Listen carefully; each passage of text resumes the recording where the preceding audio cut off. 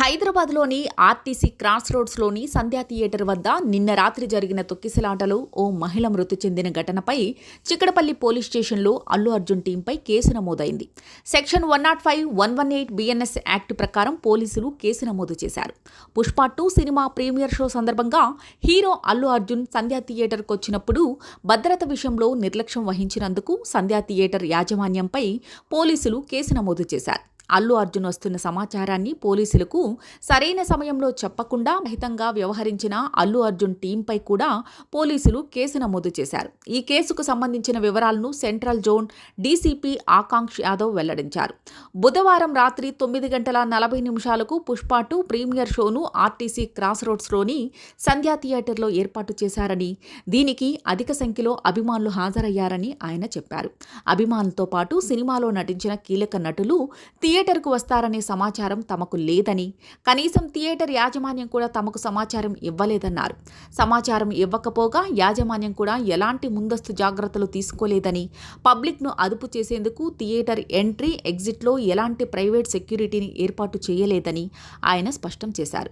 రాత్రి 9:40 వ్యక్తిగత భద్రతా సిబ్బందితో సంధ్యా థియేటర్ వద్దకు అల్లు అర్జున్ వచ్చారు. ఆ సమయంలో భద్రతా సిబ్బంది ప్రేక్షకులను అదుపు చేసే క్రమంలో నెట్టేయడం ప్రారంభించారు.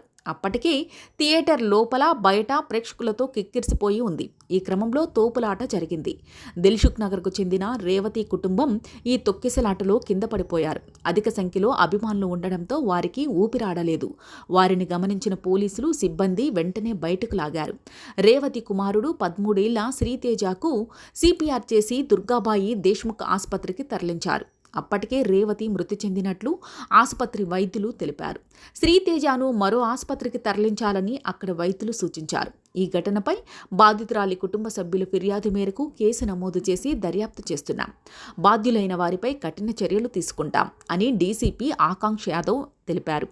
మరోవైపు ఇదే ఘటనపై చిక్కడపల్లి పోలీసులకు Telangana legal cell wine chairman Tirupati Varma ఫిర్యాదు చేశారు. తిరుపతి వర్మ నేతృత్వంలో తెలంగాణ న్యాయవాదులు చిక్కడపల్లి సిఐకి ఫిర్యాదు చేశారు. రేవతి మృతికి హీరో అల్లు అర్జున్, ఆయన టీం కారణమని, వారిపై చట్టరీత్యా చర్యలు తీసుకోవాలని తిరుపతి వర్మ డిమాండ్ చేశారు. మృతురాలి కుటుంబానికి ₹1 కోటి పరిహారం అందేలా చూడాలని తెలిపారు. మరోవైపు ఇదే ఘటనపై SFI కార్యకర్తలు కూడా తీవ్ర ఆగ్రహం వ్యక్తం చేశారు.